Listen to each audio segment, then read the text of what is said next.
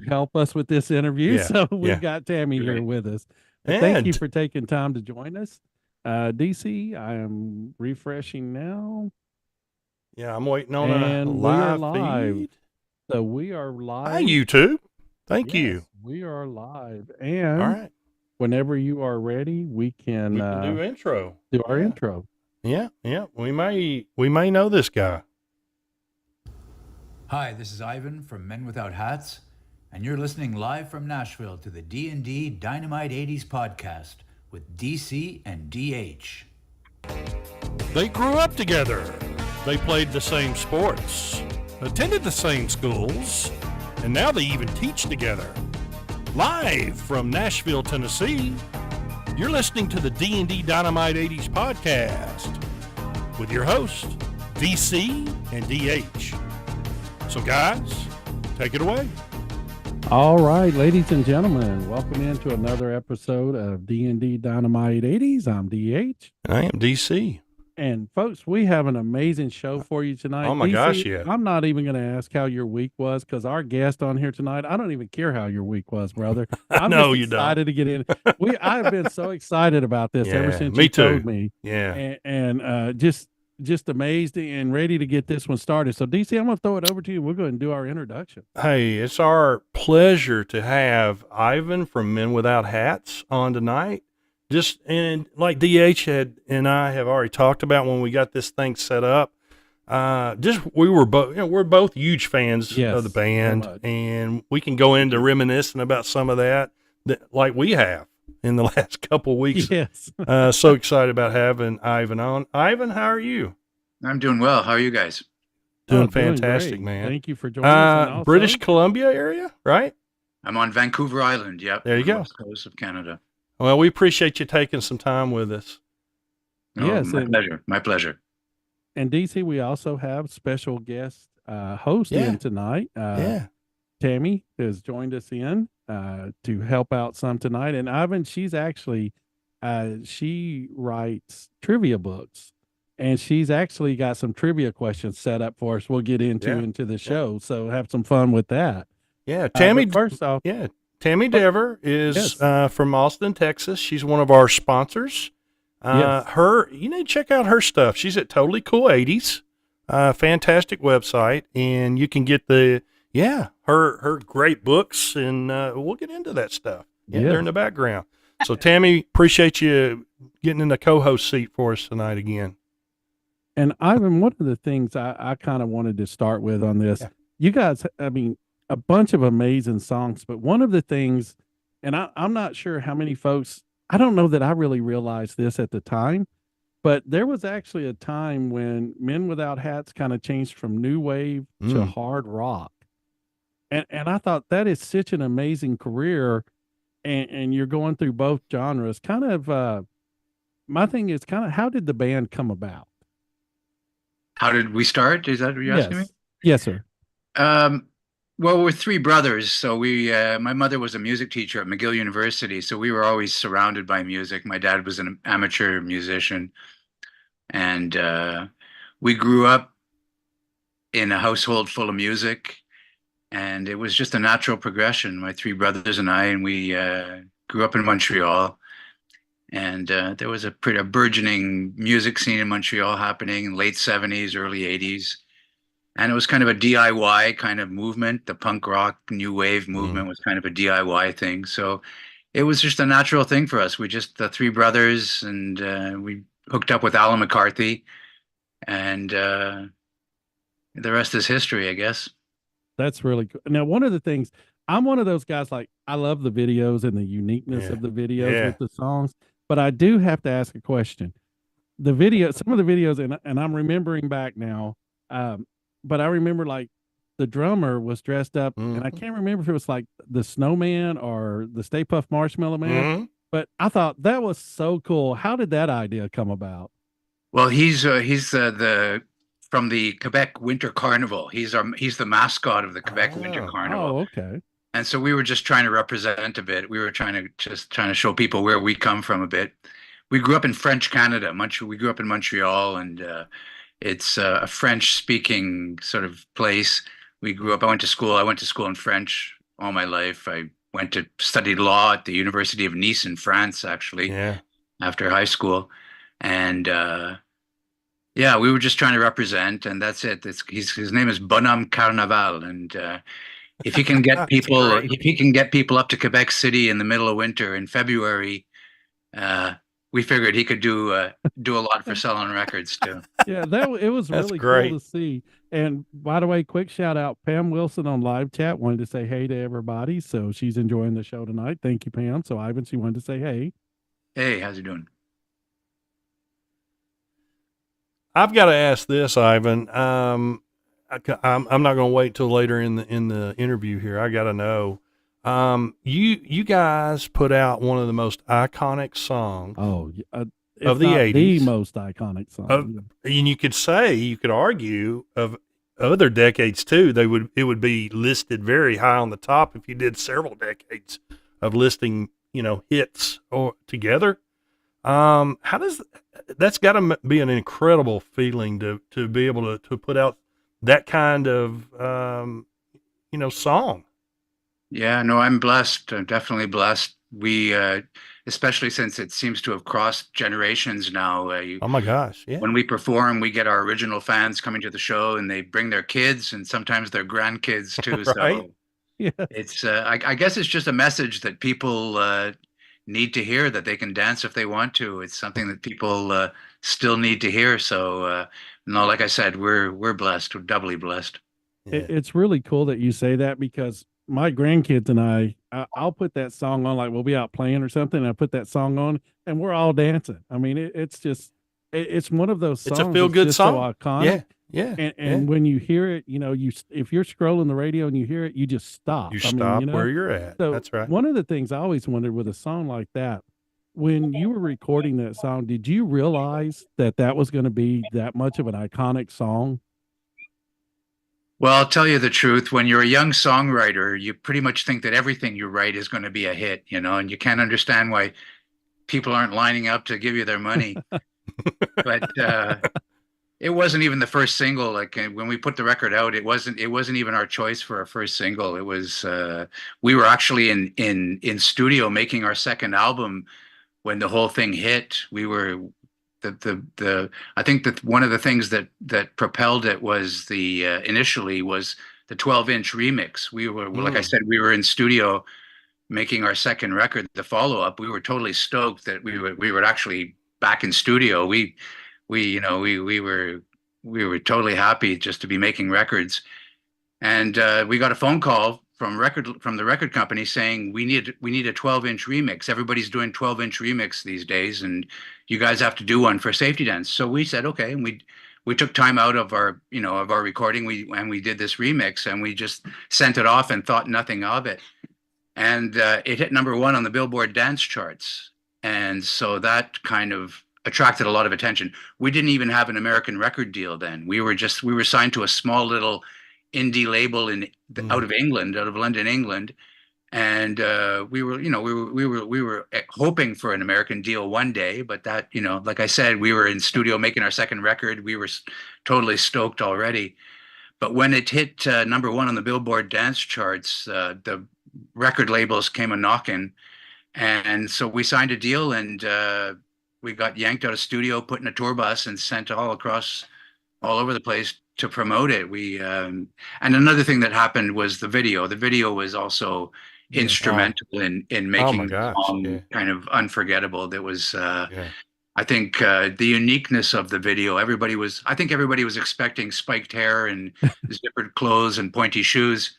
So when they got the medieval kind of take on it, it sort of threw a lot of people for a loop, and it stuck in people's minds. And I think it still works today too, because absolutely, you watch a lot of 80s videos these days and you can kind of sit back and chuckle at the clothing, at the hair and whatnot. But that watching the Safety Dance video, it's like watching a Western. You can't really date it. It's kind of timeless, and it kind of goes along with the message that I said before. The timelessness of the message and the video kind of fit together. Yeah.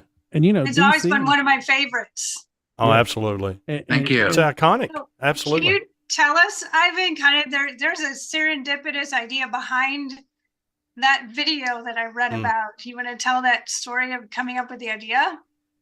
Yeah, well, that was the sort of pre-internet days, and I was communicating with the producer Tim Pope, who shot the video. He made a lot of the Cure videos. He made a lot of the Psychedelic Furs videos. He did a lot of cool videos back then. So we were communicating by letter, and we both our letters kind of crossed the pond. He was in England and I was in Montreal, and our letters crossed the pond, and we realized that we had both come up with the same scenario of this kind of Pied Piper kind of medieval Pied Piper thing, and even kind of some of the some of the settings that I had chosen in Montreal, had the video been shot there, were almost identical to the ones that he chose in England when I finally went to go shoot it there. So it was and when I met him too, it was like meeting somebody that I'd known all my life too. It was really it was a cool video to make. Besides the fact that I flew there and back on Concorde too, so that kind of added to the magic of the whole thing. But plus the fact that it was raining the whole time, which doesn't even show up in the video too. So it's kind of it was a totally fun video to make. It was great. Yeah. Now So Ivan, your video, sorry, go that ahead, has to Tammy. do with the video. So your video for I Like has the same characters, costumes. Did you shoot that at the same time? No, we went back about 6 months later and shot that one. But that was the idea, to make a follow-up. The blonde woman was pregnant, and so there was a question that the dwarf was the father, type of thing. So there too, we had a good fun making that video too. Oh, wow. Ivan, one of the things I noticed in your background, you have a lot of accomplishments on your wall. I just want to say, if you have too many for your wall, I have some spare space here. Okay. That's the closest I would ever get to having. Right. Yeah, it is amazing. That is absolutely amazing. Oh, it is. I mean, and just the scope of work. Yeah. To go in and listen, and the amount of songs that you guys had out, just what an amazing band it was. So one of the things, kind of, you touched on it with you starting to tour and like coming in. What were some of your favorite places that you played when you were touring? Oh, we had a lot of fun shows, but I think one of the most memorable concerts, I think, was in New York City when we played at the Palladium in New York City, and we were awarded our first gold record ever on stage. And the guy who presented it to us was Mark Gastineau, who was playing for the football player. Yes. Yeah, the Jets. Yeah. He was playing for the Jets at those. And the thing was that Pete Rozelle, the commissioner in those days, had banned dancing after any kind of play. And Mark Gastineau used to sack a lot of quarterbacks, and he used to do a little dance. And And Pete Rozelle banned it because it took too much time, and it made the game stretch out on TV, and it was a no-go for him. He didn't want to waste time with these little dances. And so Mark Gastineau immediately said, "I can dance if I want to." And they used to play safety dance every time he sacked a quarterback. So he came up cool on is stage, that story? He came up, awesome. presented us with the gold record, and he also gave me one of his jerseys too. And so that was one of the shows cool. I remember. So cool. That is So cool. That is really cool. Now I have to ask, speaking of safety dance, did you choreograph the move, the iconic move? No, that was Tim Pope. That was his idea. And I think that was one of the great things too, because and that's also what one of the lasting effects of the video is that that's the only dance move there is in the safety dance. And so that's, I think, one of the reasons why our fan base kind of stretched across. We have like all kinds of fans from all kinds of music genre, people who like heavy metal, people who like punk rock, people who like jazz, because there was no dress code, there was no real dance except for doing the S movement, which everybody could pretty much do. And I think that served us well. It helped us out in the long run. It made us iconic. So iconic. So appealing Ivan, to a lot of people. Yes. Kind of give you a story on that. Every time that song comes on in the car, I can't help myself. I start, and my wife always slaps me. She's like, right, hang on to the wheel. Yeah, you need to hang on to the wheel. But you can't help it when the song comes on. You gotta start. You do. You think of that move. Absolutely. Absolutely. Much as I love the safety dance, Pop Goes the World was like one of my It's a great favorites. song as well. Yes, Absolutely. it Thank you. Thank you. Yeah. Yeah, like I said, we're Fantastic. doubly blessed. There's another song that sort of has, sort of endured through Mhm. time. I think it's also because there again, the message, "Pop Goes the World." What I used to say back then was that the spiel on that was that if we don't start taking care of Mother Earth, she's going to blow up. And it was kind of the beginning of the green movement. It was a beginning of a lot of things back then, and I think it's things that people are still talking about today. So I think it's Yes. still it gave it some lasting power as well. Yeah. And one of the things in that video that, and again, it just, I focus in on just different things, but the baby playing the keyboard, that was Right. like the most awesome Yeah. thing. I'm like, he's jamming. Yeah. Well, it's just iconic stuff to remember. Yes. It just stuff Yes. clicks with you, and Yeah. oh, okay, that was in Pop. Yeah, Pop Goes the World. Yep. It's just one of those things that'll stay with you forever. Oh, cool definitely. Yeah, now it's a soccer chant in South America too, so it's Isn't that it's something? phenomenal. Wow. Wow. That's awesome. Where titles and lyrics and things Oh. can lead you to Yeah, different parts of the world. It's amazing. And the vibrance. And one of the things Mm. that DC always kind of asks, but I'm going to steal his question. Go ahead, man. And Ivan, the reason I'm asking this is because your songs have kind of endured that test of time and they're still popular. Why do you think so much of the music from the decade of the 80s into the early 90s there is still kind of having that influence and that popularity? On all ages. Yeah. Yeah. Well, I think it's true because when I open the radio now, I hear a lot of influence. I hear a lot of '80s sounds, like the big drum sounds, the keep synthesizers and robot voices and everything. One of the reasons I think is because it was a happy time. There were songs, there was like memorable melodies and catchy melodies, and something the '90s that came after was a bit of a downer, a bit, Right. and then sort of rap music came in big time, and I don't know. I'm not trying to judge anybody, but I just wonder how many rap songs are going to be sung around the campfire in 20 years. It's That's exactly right. That's exactly right. The '80s was full of songs that you can remember the melodies. They had nice melodies. It was fun. The videos were fun. It was the start of a new technology. There was a lot of new technologies happening. Video was happening, and electronic music was happening. It was happy times for people. Happier times, I guess. Yes. Yes.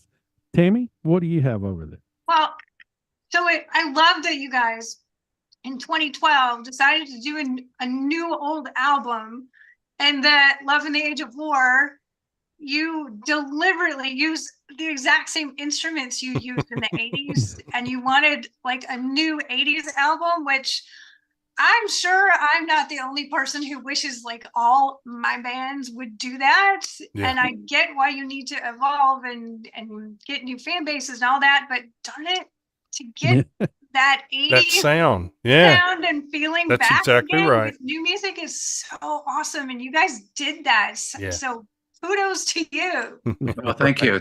Yeah, we had a lot of fun making that.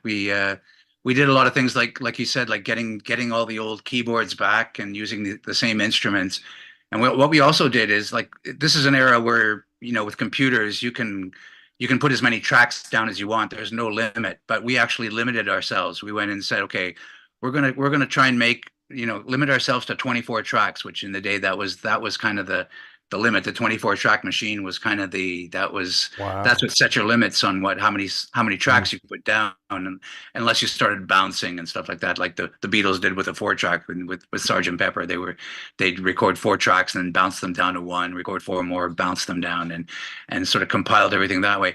But that's what we did. We we cheated a bit, but we tried to limit ourselves to 24 track and didn't go over very much. We sort of kept it to to what it would have sounded like with a 24 track machine. So yeah, it was a lot of fun. It was something we deliberately went into studio trying to do that, and not trying to do like sort of something that sounded like it was 2012 and trying to catch up with the music industry. We just went back and did something that we were good at. Thank you for that. Yeah. Well, Yeah, you're absolutely. welcome. Thank you. That is a super simple question. Do you remember the first album you ever bought? Well, the first album I ever bought with my own money was Burnt Weenie Sandwich by Frank Zappa. Oh, wow. Yeah, That's a great one. Yes. That is fantastic. I actually still have the copy too. Is that right? Wow. Yeah. Still have it. That's awesome. Isn't that something? Ivan, one of the On vinyl? Yeah. Oh, wow. One of the Oh, things wow. I kind of like to ask, Ivan, is who were some of your musical influences? Yeah. Now, I know that, and I think this is correct. You're classically trained on the piano, but your Yeah. mom was an Yeah. instructor, I believe. Yeah. If I remember that correctly. Yeah. She taught at McGill University. She was the chairman of the voice department at McGill University for 25 Wow. years. So. Wow. And also, if I remember correctly, you play guitar, bass, keyboards, I think drums, I think if I remember correctly. Yeah, I play So- pretty much everything, and some better than others, obviously. But I'm classically trained pianist. I took piano lessons for 10, 12 years growing up, as did my brother Colin, and my brother Stefan studied violin. And we had two pianos in our house, and we would all practice at the same time. Two pianos and a violin going, and a beagle that would be howling because of the violin notes. And Oh, yeah. Hitting my those mom high was usually notes and stuff. vacuuming, Yeah. and my dad was watching TV. So it was That's what I was about to ask you. Yeah. I bet that was some very good entertainment for the parents when y'all were a Yes. young age. Well, my parents really helped me out. My parents really That's supported me awesome. throughout the whole thing, and even at the beginning, they when I was taking piano lessons, they didn't no kid really likes to practice, and they Right. they gave me the choice. They said, we want you to practice like half an hour a day, but as long as you spend half an hour at the piano, you can do whatever you want. You don't have to practice what your classical pieces, as long as you spend half an hour a day. And that's when I started composing. Actually, that's when when I Oh, was wow. a teenager, I would Yeah. spend my time trying to figure out Beatles songs and stuff like that, and so that's in that way. My parents really helped me out. Wow. No, That's amazing. that is So cool. who would be some of your some of your musical influences Yeah. when you were growing up? When I was growing up in the 70s, so obviously David Bowie, uh, people like that. But since I was a keyboard player, I listened, and coming from Montreal too. Montreal has a history of liking progressive rock music, and so I was a big Genesis fan, a big Pink Yes. Floyd Yeah. fan. I saw the Pink Floyd Dark Side of the Moon tour.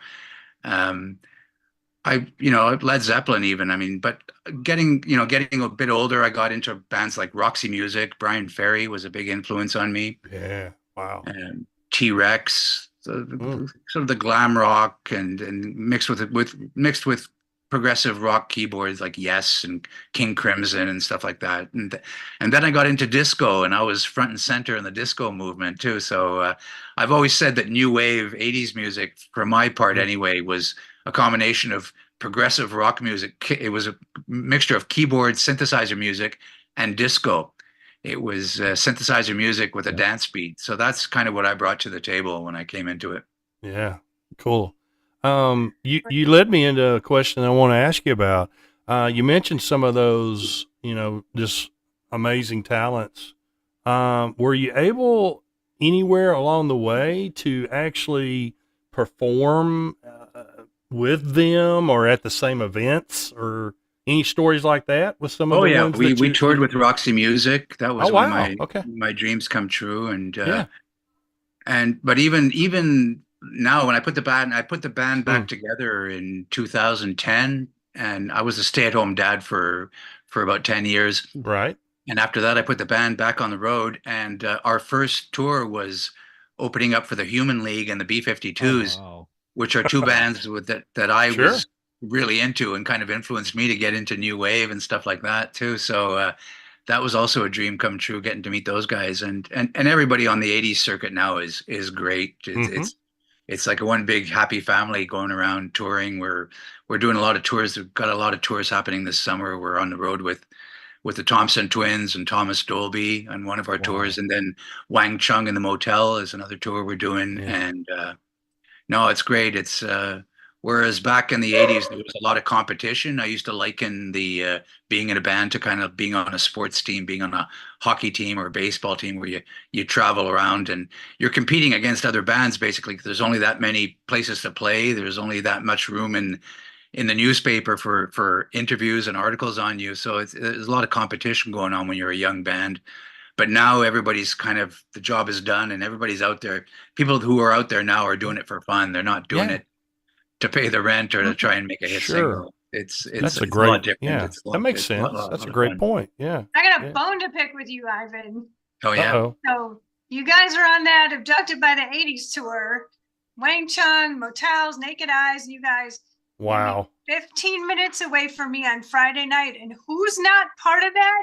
Yeah. You guys. Oh, Yeah, well, Oh my gosh. we couldn't do all of them. There's this thing called radius clause in the contract, and we had already signed for the Totally Tubular tour with Thomas Dolby and the Thompson Twins, and we're playing we're playing a few shows in Texas, and so there's a radius clause in that contract where we're not allowed to play any other shows for I think it's 6 months. Any show that's within like a couple 100 miles of the ones we're playing with the Tubular. So yeah, we weren't able to do the complete Wang Chung tour. So but we'll be back. DC, I don't think we'll ever be popular enough to have a radius clause. I don't No. think we're gonna make No, that, we don't have to worry about none of that stuff. No. But I was going to ask you But about that. Yeah, that is awesome. Yeah. That's interesting. So Yes. you've got to have, I would say, a good quality management team, or I don't even know how all that works, but there's got to be a lot of legality to Logistics, yes. stuff that people take care of for you, where you don't have to worry about those, all those little tidbits, I guess. Oh no, there's a big team. That's what a lot of people don't see. They see the band on stage, but they don't realize it's like a movie. You look at the credits at the end of a movie. Right. Bands are not that. There's not that many people, but there are people behind the scenes. There's a lot of people behind the scenes. There's a legal team and a financial team and just a strategy team. There's all kinds of people working in an art department. There's all kinds of different people working, putting the whole thing together. PR, I guess a PR. Oh, for sure. Yeah. Group. Yeah. All that stuff. And I would think, Fantastic. and Ivan, I'll kind of ask you this, but I would think you kind of, reforming the band and kind of leading the band through, you probably have to have some knowledge of all of those components and how the pieces fit together and how to manage that part as well. Yeah, no, that was something I learned the first time around. It was I got into it just because for the love of music. I was just a fan, and but that was one of the things that helped me get in. I was used to sneaking into concerts and buying records and stuff like that. So I mean, but getting into it, it was a bit of a rude awakening at the beginning because I was in it for the music, and I realized that there was another component that was economic and that had a big part to play in it, and that the record labels had a big say in what kind of things went on with the band. And so artists are not always willing to sort of part with their ego a lot of times, and that's just something you had to learn. And like I said, now it's a different story now because now we're just going out there. I'm going out there because I'm lucky enough that I can. And being a fan, I realize how many bands out there, there's like hundreds and thousands of bands that never got the chance to even be heard. They're putting out records that just disappeared right away. And we're fortunate enough to the people are still listening to our music. And so I'm blessed that I can still go out there and perform, and it's the smile on the people's faces that keeps us going. It's the fuel that keeps us going. Sometimes I feel that, like, especially with songs like Safety Dance, the song is so much bigger than me or the band. It's something that doesn't even belong to me anymore. It belongs to everybody. The world.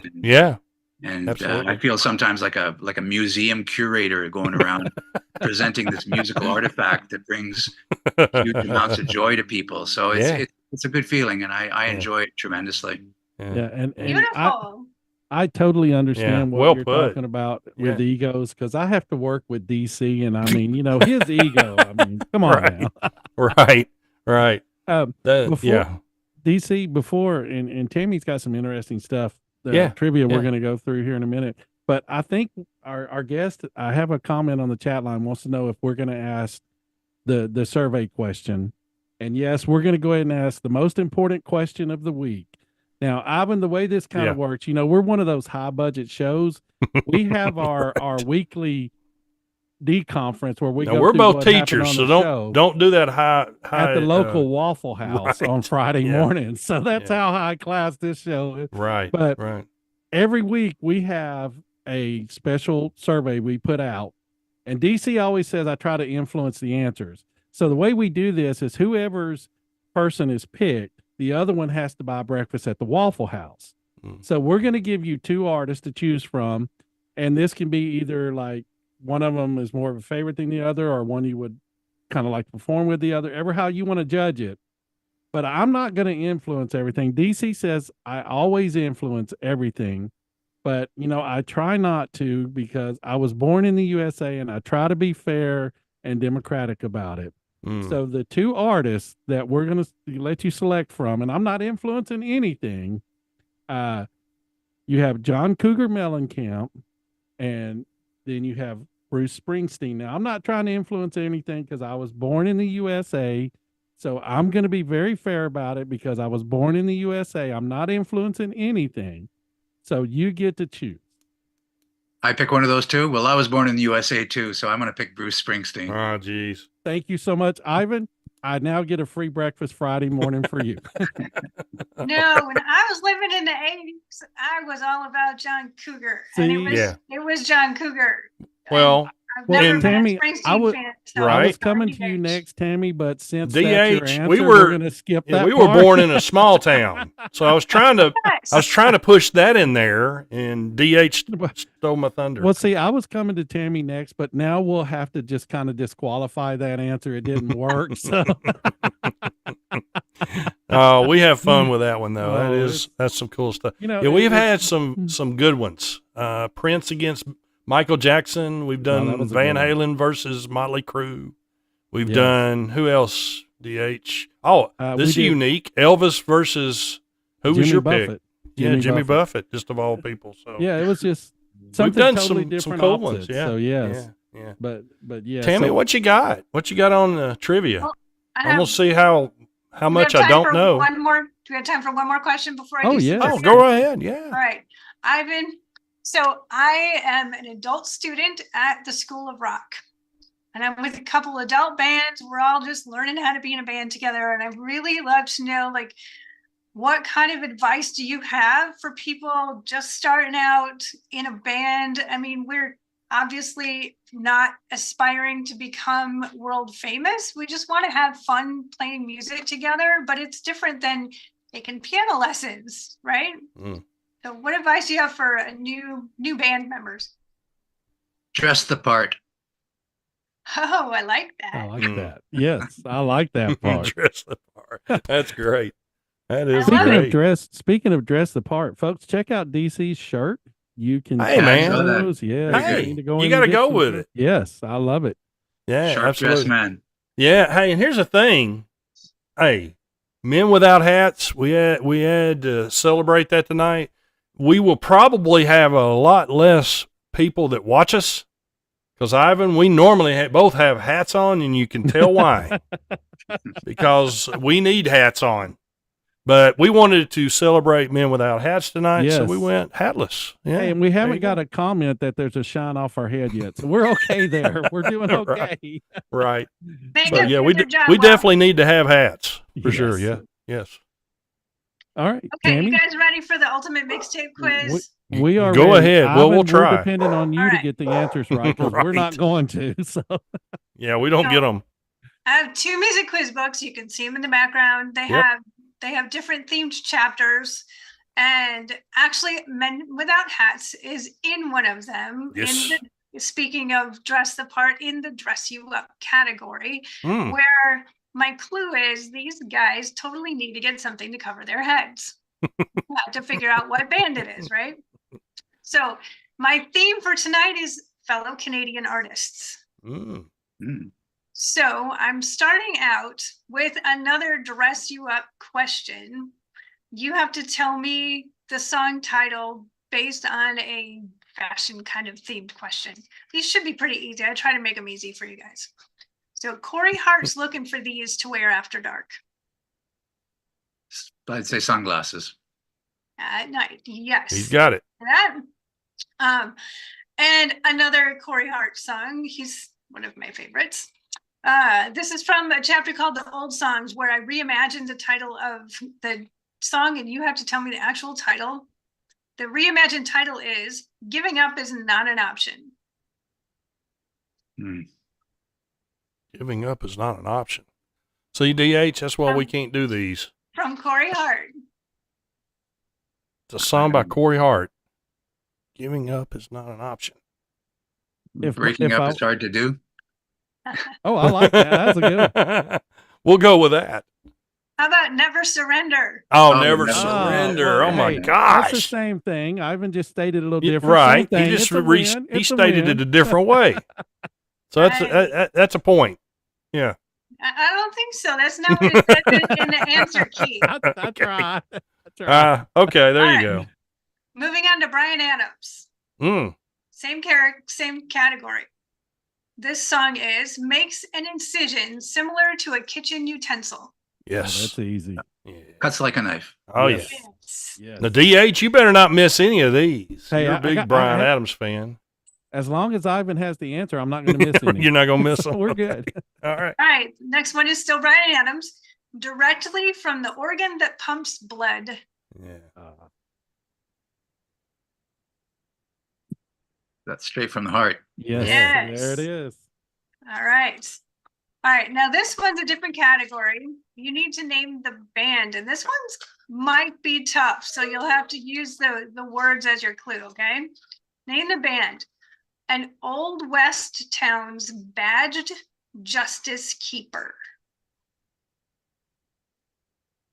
Something with sheriff in it? Marshall Dillon. Marshall? No. Marshall Dillon? What the heck? Marshall Tucker. I'm thinking Mar- Western Marshall Dillon. Hey, Marshall I Tucker. don't think that's it either. No. I'm out. Go with, is it an 80s? Oh yeah, it's an 80s Canadian band.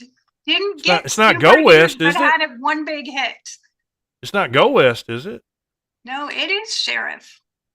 Sheriff. Okay. Yeah. Yep. Okay. They had a big ballad song with. Yes. you. Yes. I remember them. Yeah. All right, Okay, let's go gotcha. to Lover Boy. Yeah, we're So playing they're with a Canadian Lover Boys. band. Yeah. We're doing the show with them on the 15th of June. Oh, awesome. Oh, fantastic. Yeah. That would be a great Seen show. them Yes, just it a few would. years ago. I just seen them recently. Yeah. I was supposed to see him, but somebody from the band had COVID, so REO Oh. Speedwagon sang their songs, Oh, wow. Oh my gosh. which was nice of them. Right. Right. So, Okay. so this is from a category called Hold the Line, where I'm going to give you a line, the first line, and you tell me the song. Okay. Everyone's watching to see what you will do. I dare you to sing it. You don't want me to sing it. Oh, I think Is it'd that be fun. Working for the weekend? Is that the? It is. Yeah. That's what I was going to Yes. say. Yeah. I was working singing for it the in my weekend. head trying to But get I there. was like, where does that line fit into that song? But that's what first popped in my mind, of course, was that song. Yeah. Yeah. It's Okay. all right. Okay. One last one. This is Rush. Okay.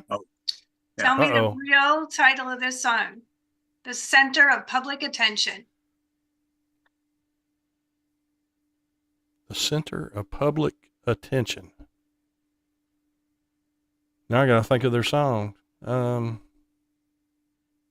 would fit. Need the Jeopardy music going. Yeah.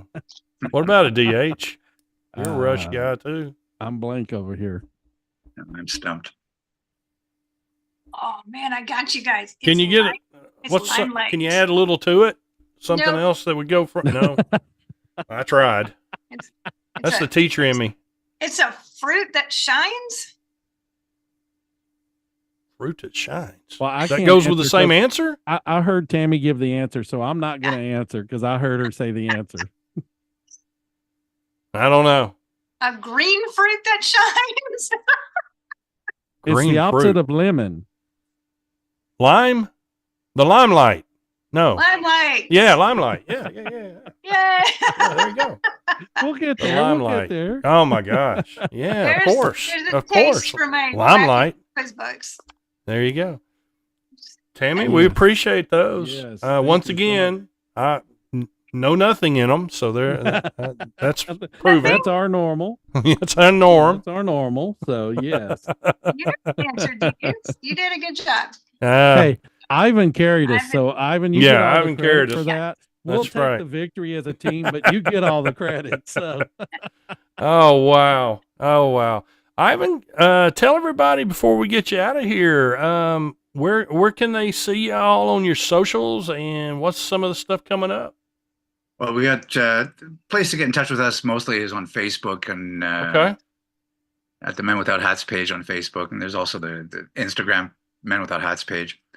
But we're going to be on tour all summer. I'm leaving in a couple of weeks, and we're going to be, like I said, on tour at the Totally Tubular Festival with Thomas Dolby, Thompson Twins, Wow. and a few other wow. different people on different shows. And Yeah. then they Abducted by the 80s with Wang Chung, Motels, Naked Eyes, and a couple other bands, depending on where it is. Yeah. And we're going to be out for a while. Yeah. We're out. We're heading off to Europe after that, and it's going to be a busy summer for us. Busy. Yeah, absolutely. Give a quick shout out to the members of the band. Very talented. I've seen some very recent talented. video. And man, do you have some great musicians with you? Yeah, well, we have Sho Murray on guitar. We have Adrian White on drums and electronics. And the newest member of our band is my niece, Sahara Sloan, who plays keyboards and sings background vocals. So and actually kin to you. Okay. That's Yeah. awesome. Yeah, Very she's talented lady. Yeah. my I was brother going to Colin, mention. brother Colin's daughter, and he just accepted a position as the head of the voice department at the Victoria Conservatory Oh here wow. on Fantastic. Vancouver Island. So Yeah. he had to take a break from the band, and his daughter took over. So That is He might not amazing. get it back. Yeah, there He you might go. not, he She's might very not. talented. she's a very, lot, very lot better talented. looking than he is too. So There you go. There he's a you crowd go. pleaser. Yeah. And she Oh. can wear a hat if she wants. Yeah, exactly. She Yes, could. Hey. She could. Yes. All Yeah, right. Oh, she's the next man. generation taking over. So it's great. It's Yeah, so- that it's is a lot of cool stuff. Yeah, I wanted to ask that, and that's the one that kind of stuck out to me is like, okay, the other guys are a little bit older. She's not, and that's where I wanted to kind of go with that question. but so it's- that makes sense. I used to to me, carry she's her one of the around on your family back, members. So Yeah. She's grown up with it. Yeah, yeah, It's so cool how That is neat. you know, if you kind of look at the history of the band, that is just so cool that it's, you know, family passing generation to generation. Oh my gosh. That I don't know That that is there's another awesome. story like that out there. What an Yeah. amazing book that would be. You know, to kind of have that would be amazing. Yeah. So yeah, Yeah, yeah, What so- a talented family, generation Oh, to very generation. much and so. Just down the Very line. That much is so. awesome stuff. That is awesome. Yeah. Ivan, does your son play music? That's a no, good he question. plays Dungeons and Dragons. Okay. go. Hey. Well, there you go. There you That's go. All right. Okay. All right. Yeah. I was wondering the same thing, Tammy. Thank Yeah, you for awesome. mentioning that. Yeah, I was just curious if he was into the music thing too. No, he's Yeah. not. He's been on tour with us a lot. He enjoys Yeah. coming on tour and watching, but he's taken a pass on the music biz. Okay.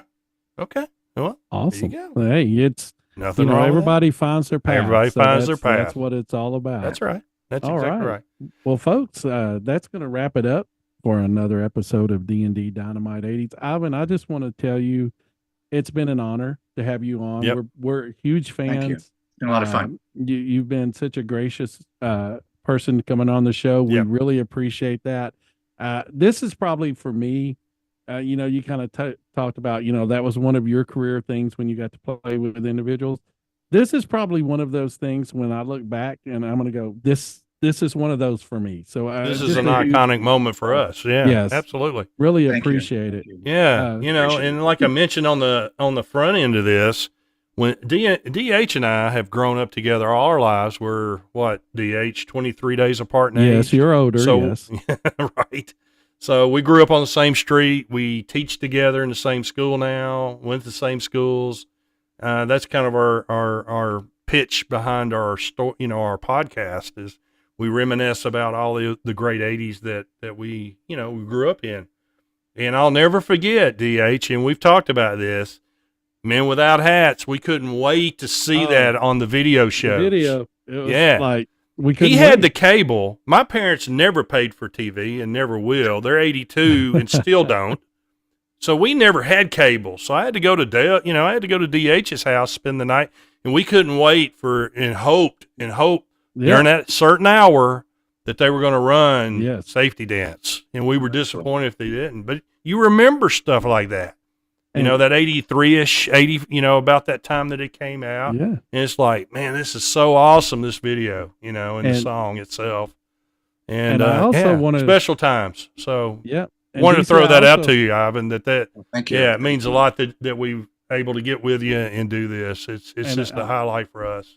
And I also want to say thank you for the intro that you did for the show. Amazing. Yeah. Thank you for that. Fantastic. We appreciate that so much too. Yes. So, ladies and gentlemen, I'm going to go ahead and I'm going to read through everything like I normally do. And Before we do that, let's get out of here. Before we do that, I wanted to do it here where people can see where I'm at. Yes. We've got to do everybody. Tammy, you need to join in on this too. Yes. With Ivan. This will make my day, my life, my career. Yes. All of us are going to do Safety Dance together before we get out of here. So there's the move, I think. I think that's right. There we go. All of us are doing it. Awesome. Awesome. There we go. That's the iconic moment on the show. You just make sure you're not standing close to somebody where you knock them out. Right. So you don't want to do that. So, all right. Ivan, it's been a pleasure, man. All the best Tammy, to thank you. you. Safe Thank travels. And this class gentlemen, we appreciate you. Well, thanks a lot, guys. It's been a lot of fun. All right, DH, take it. Yes. All right, ladies and gentlemen, that's going to do it for another episode of D&D Dynamite 80s. Tammy, we'd like to thank you for joining in and co-hosting. Ivan, just been a blast, been a pleasure. This was an iconic moment for us to be able to talk to you. So thank you for that. Thank you. Folks, remember you can find us on Anchor, Spotify, Breaker Radio, Radio Republic, YouTube, Twitter, Instagram, on the TikTok, Facebook, on our website, D&D Dynamite 80s, Google Podcast. Also, a special shout out to Nashville Voyager. They did an article here recently on D&D Dynamite 80s here in Nashville. I don't know why. Thank you for that. Yeah.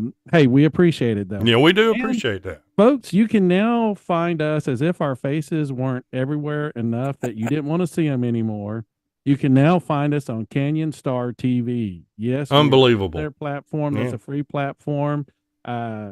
And they do an amazing job. A lot of great shows on there. But you can see D&D on there. You can take screenshots, put us out in your garden for the scarecrows. And we'll appreciate our faces going in. It's just another platform to see wonderful stuff like this interview tonight. That's for sure. And so we're blessed to be with them. Yeah. I'd like to personally thank Tammy and Ivan for joining us tonight. This is one of those shows that I'll remember when I'm like 90, which isn't very far away. Right. I'll remember that. But folks, as I always end off before I send it over to DC to play out our sponsors, remember, it doesn't cost anything extra to be kind, so always be kind to each other. DC? Amen, brother. Amen. Real quick, as DH kind of said on the pre-show, we've got a busy couple of weeks here. John Karobi will be with us next week. He filled in for a little bit with Motley Crue, and now is with the Dead Daisies. Yes. They're going to be coming through Nashville and performing here. So their management hooked up with us and wanted to kind of do a pre-show to kind of promote that. So we worked it out and got them in. So that's a special Tuesday night show. We're usually Wednesday, but we worked it out and got it in there. So May 21st, John Karabi will be on with us. Tara P, she's a iconic known TikTok person, or TikTok, same stuff. You know what I mean? She does skits, 80s skits that are just hilarious and fun person. So comical skits that she does about the 80s. She'll be on with us next Wednesday night. May 28th, that's another Tuesday. We've got Ian Hoglund. Special time, 1 p.m. Ian Hoglund, who is the drummer for Europe, will be joining us from Sweden. So we appreciate getting that all set up. And then to finish out the month, May 29th, will be Susan Snyder. She's an actress.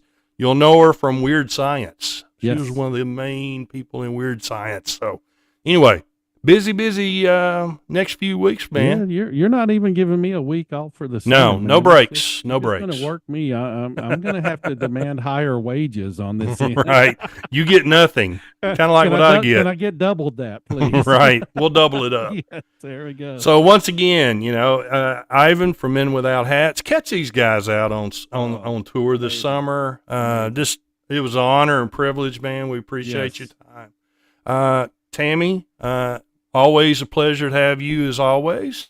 And you're going to be doing several shows with us. So yeah, we appreciate you coming along for the ride tonight.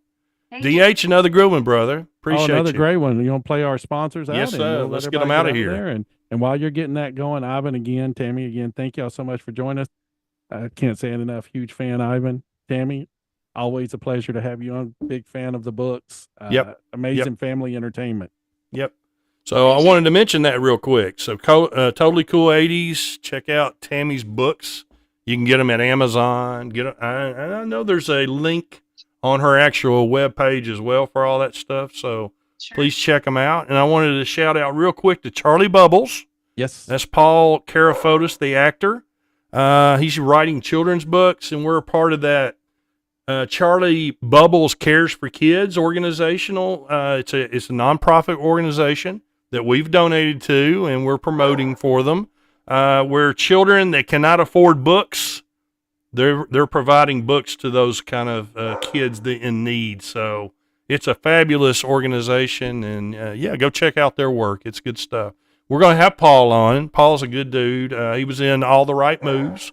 Knots Landing, you would know that TV series. He was a member of Knots Landing.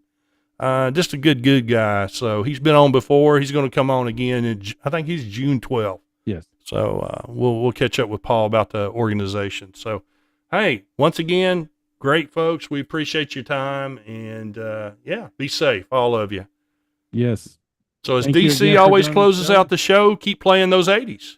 See you next week.